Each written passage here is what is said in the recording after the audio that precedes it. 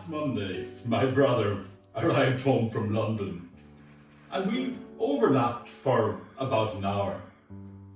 I'm not sure how we started to talk about teachers at school, but suddenly I was gripped by my brother's critique of a maths teacher who taught him when he was young, and how the teacher coarsely belittles students, not just for their bad behaviour, but also when they simply didn't know the answer to his questions. On Tuesday, when I read the reading from the book of Jeremiah, with his descriptive prose about being overpowered, made a daily laughingstock, and being made feel like everybody's butt, I became pensively thoughtful about my brother's experience at the hands of his domineering teacher. In July 2023, I learned about Bethan O'Riordan, founder of the Calm Parenting Club, who says bullying from teacher to student is the adult using their power to abuse a situation while curtailing a child's rights through the use of fear. Furthermore, she argues the impact of bullying on children shouldn't be dismissed. O'Riordan says that children very quickly learn messaging about themselves from a young age, which means that the inner dialogue that comes from being bullied can start a seed of self-doubt that can grow very quickly. In Matthew's Gospel, while Peter is hoping for a violently victorious God who will crush the enemies of Israel, Jesus is explaining his coming death and resurrection. Jesus predicts that his death will be a violent one.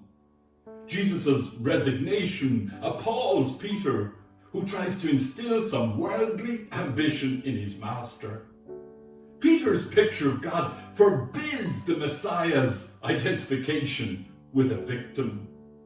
Then Jesus rebukes Peter, arguing that the things of men squeeze out the things of God. We can almost feel Peter's whiplash as Jesus chastises, "Get behind me, Satan. You are a stumbling block to me, for you are setting your mind not on divine things, but on human things." While I know that modern minds struggle with references to Satan and their hell, helpfully, the Eastern Orthodox Church has long regarded hell subjectively as an existential experience. But rather than a question of inclusion and exclusion, they conceive of heaven and or hell as two experiences of the same fire. To their way of thinking, God is the fire that we experience either as a blessing or a torment, depending on our spiritual state. Jesus came to save us from our own human violence. Our scriptures today urge us towards a reformation of faith in the God of Jesus that does away with all notions of divine violence. Baseball manager Tommy Lasorda colorfully once remarked, "Managing is like holding a dove in your hand. Squeeze too hard and you kill it, not hard enough and it flies away." Lasorda, in his unique style, teaches us a life lesson that the tighter you squeeze, the less you have. Bethan O'Riordan advises parents on discovering that their child is bullied to ask open questions. Parents can make their child's inner world safe by relieving a child of that heaviness, by making themselves emotionally available, not focusing on the other children's involved, recognizing their own child's hurt, and making home a place of secure relationships. O'Riordan counsels, keeping the child safe is the most important part of this. You don't want your child going through life as a victim or feeling like there's something wrong with them.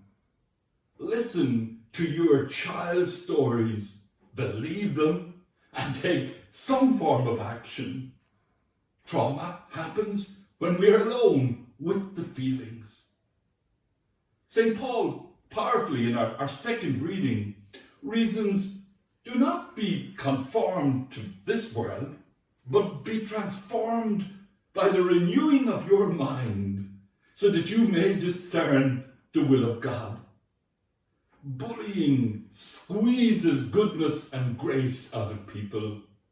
Bullying is a stumbling block that thwarts happiness and well-being. Bullying is human violence. Jesus goes to the cross to repeal human violence.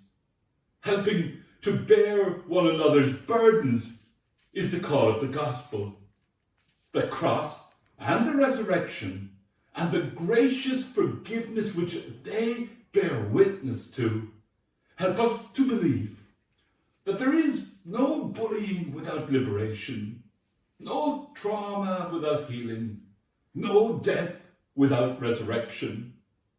When we adopt the mind of Christ and imitate his selfless love, God's transformative presence always awakens new beginnings. Amen.